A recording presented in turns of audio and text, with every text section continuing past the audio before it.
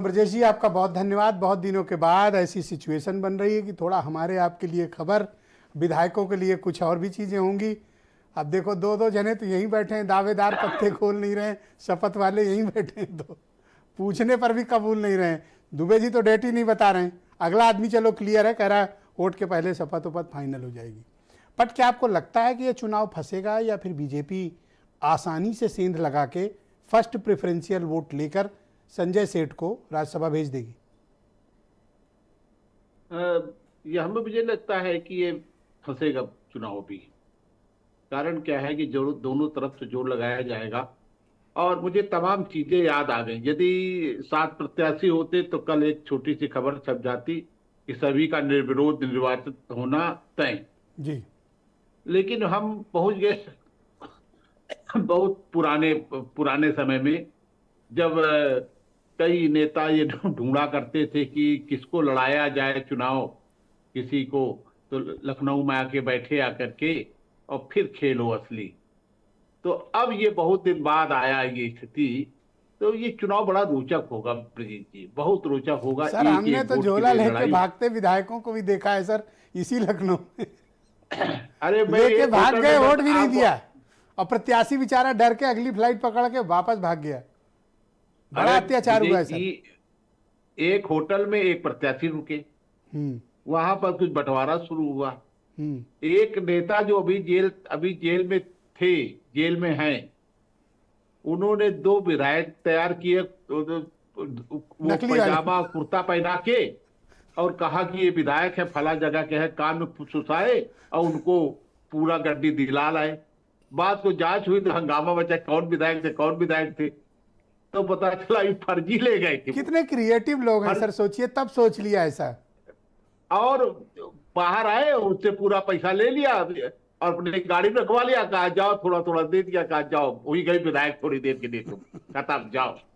तो ये दौर हमने देखा है। जी। अब बहुत दिन बाद ये चुनाव होने जा रहा है, और ये चुनाव बड़ा रोचक होगा। ये बहुत आसान नहीं है, ये कोई भी सोचे, चाहे सपा गठबंधन सोचे या बीजेपी सोचे, ये लड़ाई बड़ी कठिन होगी, क्योंकि एक एक वोट की लड़ाई होने जा रही है। और विशेष रूप से जिनके 1 सदस्य है, 2 सदस्य हैं, उनके लिए तो और भी कठिन है, क्योंकि ये बहुत वैसा नहीं होगा। तो आप देखते जाइए कि आने वाले जो 10-11 दिन हैं, आपको नित्य प्रत्येक नई खबरें मिलेंगी। कौन विधायक कहाँ टूट रहा है, कौन किसको भोज दे रहा है। तो जी। बिल्कुल एक अच्छा हम लोगों के लिए रहेगा कि खबरें मिलेगी बाकायदे, कौन किसको तोड़े ले जा रहा है, रात के अंधेरे में कौन किससे मिल रहा है, इन खबरों की बहार सर, आएगी। मैं जो डेटा तो देख पा रहा हूं, ये डेटा बताता है कि बीजेपी कोशिश करेगी तो 29, वरना कम से कम 27 first preferential vote Sanjay Seth को मिलना बीजेपी और उनके सहयोगियों को लगभग तय है।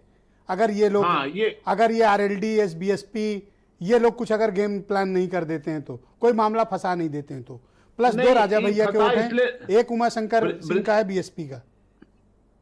ब्रजेश जी, फंसा इसलिए नहीं सकते क्योंकि जिन पर शक होगा उनके वोट वो देख लेंगे, उनके वोट दिखवा देंगे वो, कि साहब इन पर शक है, आपका वो कह देंगे, साहब इनका वोट दिखा दिया जाए, व्हिप का उल्लंघन तो नहीं हो रहा है, तो वो वोट देखा जाएगा।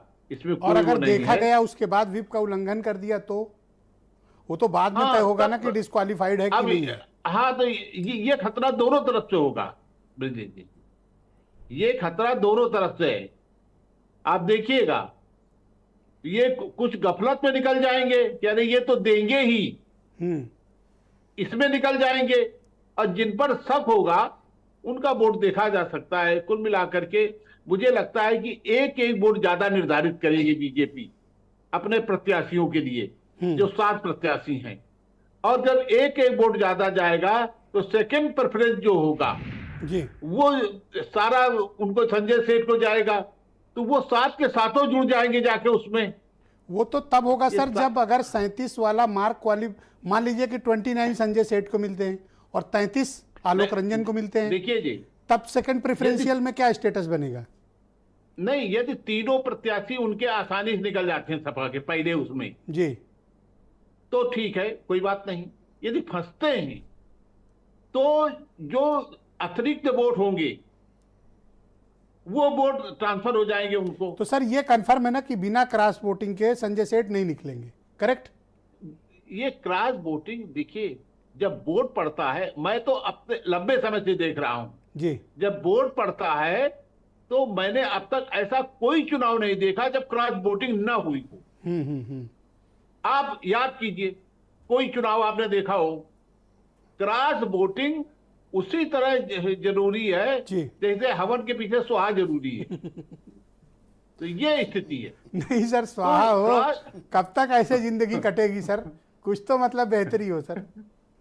तो ये क्रॉस बीरेन वोटिंग जी भी होता आ ही है। गए हैं डिबेट में, काफी कुछ इनपुट